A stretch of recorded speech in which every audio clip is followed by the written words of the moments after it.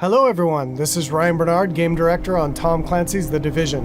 And today we're very excited to give you this exclusive walkthrough where we're going to follow a team of 3 players as they move through the Dark Zone. So here we have our group of 3 agents, Ryan, Megan, and Bronson. And we're going to be following them as they enter this very dangerous area in search of some awesome loot.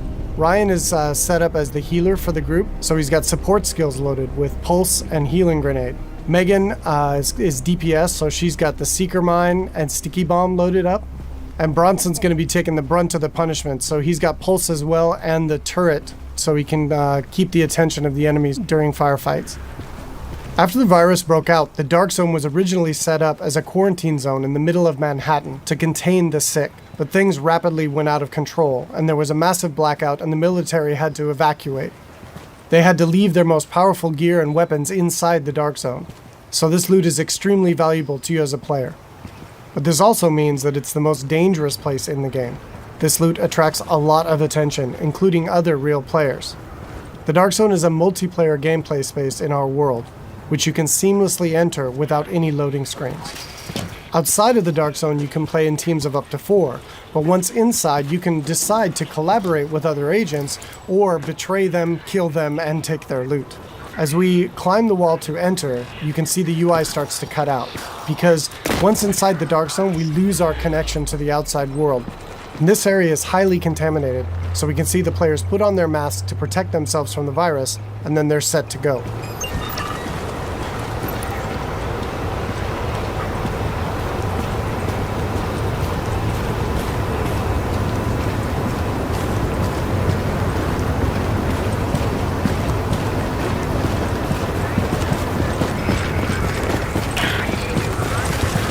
Okay, now we see our group is coming up on some enemies up ahead.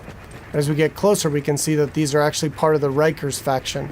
And this is a group of convicts which, after the virus broke out, escaped the prison and have flooded into Manhattan to take advantage of the chaos. Here we can see Megan does a pulse, which gives the group information about what enemy types and levels that they'll be facing. And then we can engage. As you can see here, Bronson's going to go up right on top of him and take point, so he can take the attention of the enemies and draw aggro, and we can support him from behind with healing grenades, as you saw there, and covering fire. Using covers in the divisions is really important. You're going to be seeing the agents here as they move around flanking the different enemies, moving cover to cover, using height elevation to their advantage, and really trying to make sure that you're not exposed at any time, because when you're out of cover, you take a lot of damage from enemies. And it looks like we've only got a couple Rikers left here, and Bronson is really taking his role to heart and pushing right up into their face. And they've cleared him out. And here you can see Bronson's actually been a little bit too hardcore on this, and he's in what we call the down state. So since they're playing in a group, Ryan can head over and actually revive him so he doesn't die and need to respawn and run back to his group, and he can get right back into the action. And here we can see that Ryan's actually found a loot crate. And he's gotten extremely lucky and has gotten a legendary drop. But as we can see, it's actually contaminated. All gear and weapons in the Dark Zone are contaminated, and they need to be extracted before they can be actually equipped by the players or agents in the game. So in order to do that, our group is going to move to a nearby extraction point in Bryant Park. Once the group is inside an extraction area, they'll need to shoot up a flare which calls in a helicopter. Then they need to hold tight for 90 seconds and extract their goods. Alright, now we see our group has come across a different group of enemies, and these are the Cleaners. Cleaners used to work for the city of New York, but they got trapped on Manhattan when the quarantine was declared, and they've lost it.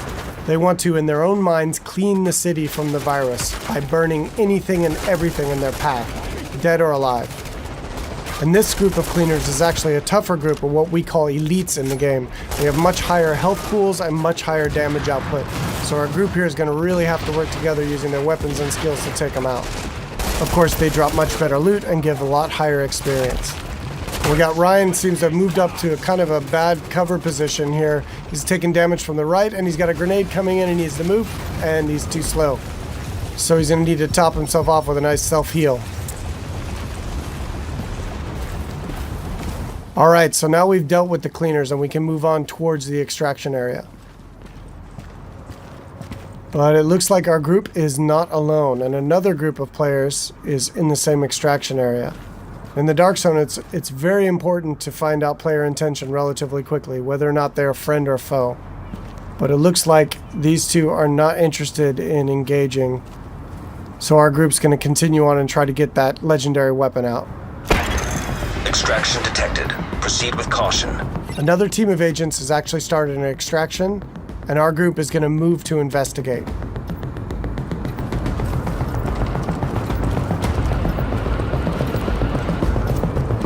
And as they come around, we do indeed see that an extraction is taking place, and they got about a minute left on their timer before the helicopter shows up. But we don't see the extracting team.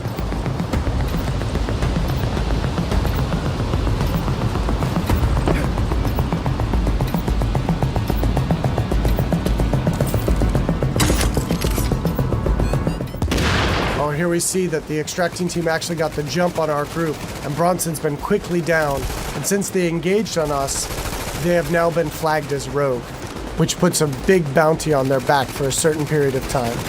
Luckily, Bronson was able to make it back to our group, and we were able to quickly revive him and get him back up into the fight. And now we've got some PvP chaos happening. And here we see Ryan throws out another healing grenade to heal up both of his teammates as they're flanking around to the left to try to get better position on these rogue agents.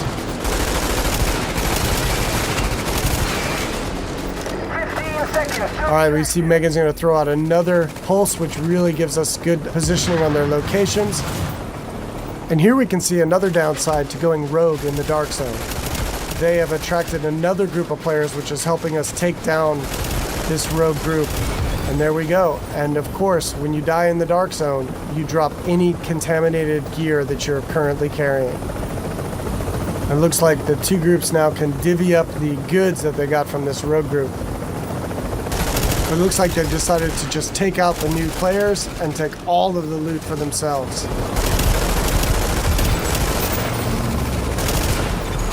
You are attacking friendly forces. Rogue protocol initiated.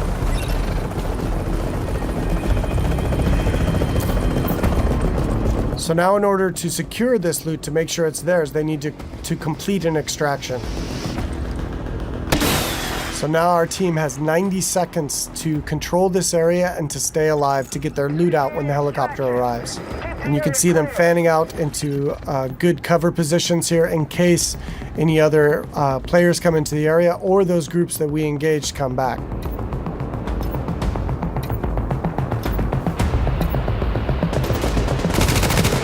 It looks like indeed they do. But now we're set up in really good positions here to be able to take them out. Bronson and Megan are laying down damage from the front line, and Ryan is supporting from behind. And again, it's really important in the game to make sure that you're always in cover whenever possible, and that you're not being flanked by any enemies. Here we see Ryan tossing a healing grenade as he runs past Bronson there. And they're going to focus on these two players here. 30 seconds to extraction. Straight in front of them. Now they got 30 seconds left to stay alive and control the area.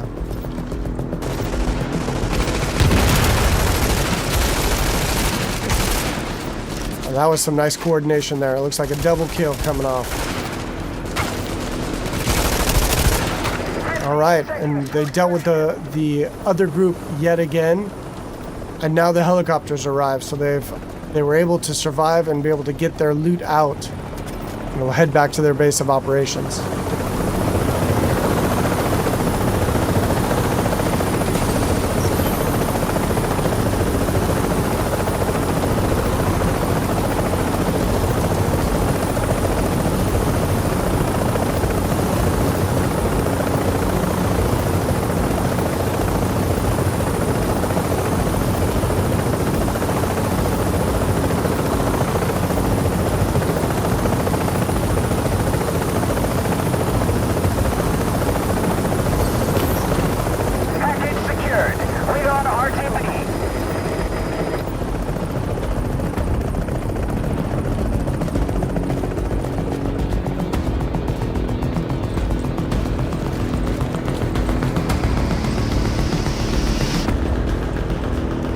Now we can see the group is still flagged as rogue, and they're a very juicy target for other agents in the area. So they really should leave this area quickly and decide where to head out to next.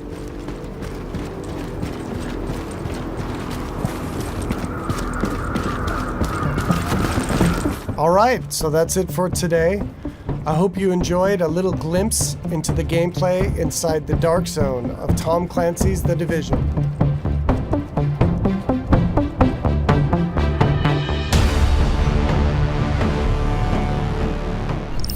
Available March 8th, 2016. Sign up for beta now.